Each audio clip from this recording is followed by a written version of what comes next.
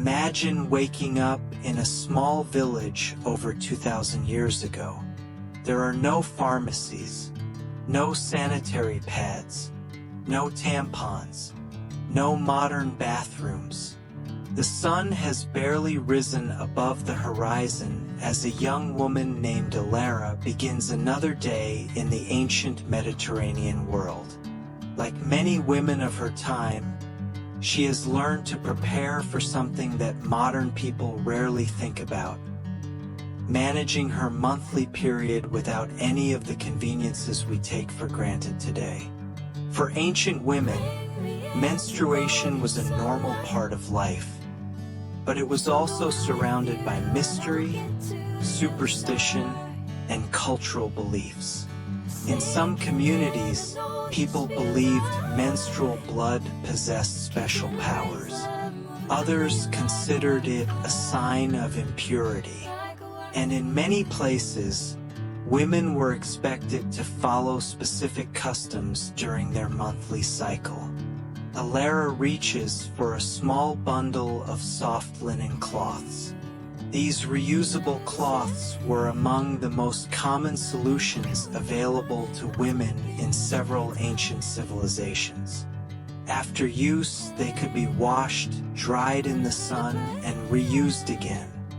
For wealthier women, finer fabrics might be available. Poorer women often relied on whatever materials they could find. Around the world, different cultures developed their own methods. Some used moss, others used softened plant fibers. In certain regions, wool was sometimes used because it could absorb moisture. Despite the challenges, ancient women became experts at adapting to their environments. Life rarely stopped because of menstruation. Fields still needed tending. Food still needed preparing. Children still needed care. As Alara leaves her home and walks toward the village well, she joins countless women throughout history who quietly carried on with their daily responsibilities. Yet while practical solutions existed, ancient beliefs often created additional difficulties. Many societies viewed menstruation through the lens of religion, folklore, or fear, and some of those beliefs would shape women's life. As Alara carries water back to her home, she passes a group of villagers discussing an old belief that has been repeated for generations. Many ancient people didn't fully understand why menstruation happened. Without modern science, communities often created explanations based on religion, folklore, and observation.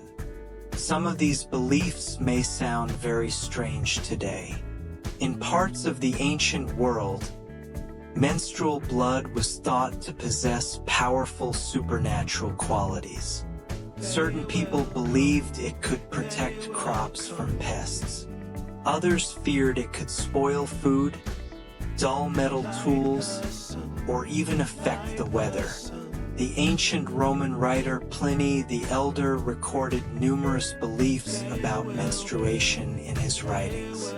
Some people claimed that a menstruating woman could cause plants to wither simply by walking through a garden. Of course, there was no scientific evidence for such ideas. But in a world where nature often seemed mysterious and unpredictable, these stories were widely accepted. Different cultures responded in different ways.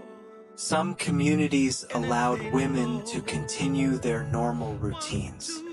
Others encouraged temporary separation during menstruation. This wasn't always intended as punishment. Sometimes it was connected to religious customs or traditions that had existed for centuries. For many women, these rules simply became part of daily life. Imagine living in a world where your monthly cycle was not only a physical experience, but also something surrounded by countless stories and expectations.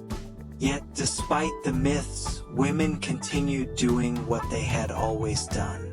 They worked, they cared for families, they managed households, and they passed practical knowledge from one generation to the next. Mothers taught daughters, grandmothers shared advice, friends quietly helped one another, while scholars and priests debated meanings and symbols. Ordinary women focused on something much simpler. As darkness settles over the village, Alara sits beside a small oil lamp. The day's work is finally complete. Like most women throughout the ancient world, she has learned to live in a time when modern healthcare simply does not exist. A small illness could become serious. A minor infection could be dangerous. And pregnancy, while a normal part of life, carried risks that modern medicine has greatly reduced. Yet women developed remarkable knowledge about their bodies and health. Across ancient civilizations, experienced midwives played an important role in their communities. These women passed down generations of practical knowledge. They knew which herbs might ease discomfort. They understood the signs of pregnancy. They helped deliver babies and cared for mothers after childbirth. Although their methods varied from region to region, midwives were often among the most respected women in a village. For many families, they provided support when no doctor was available. Daily hygiene was also very different from what we know today. Bathing habits depended on local customs, climate, and access to water. Some cultures placed great importance on cleanliness. Others had fewer opportunities to bathe regularly. Women adapted using the resources available around them. Simple tools, natural materials, shared knowledge, experience gained over generations.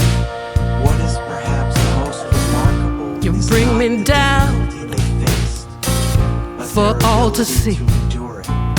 They raised Then families, switch it up worked in and treat fields, me right. managed households, created clothing, You promised sun, and supported but entire you bring rain.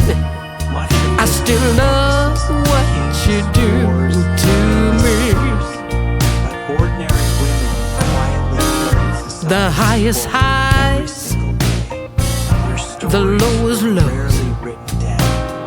Yet their You take me contributions to shaped the world every just as extreme. surely as any ruler or empire. As the Can't oil get lamp enough. flickers beside Alara, Please let me be, but I love what you do to me.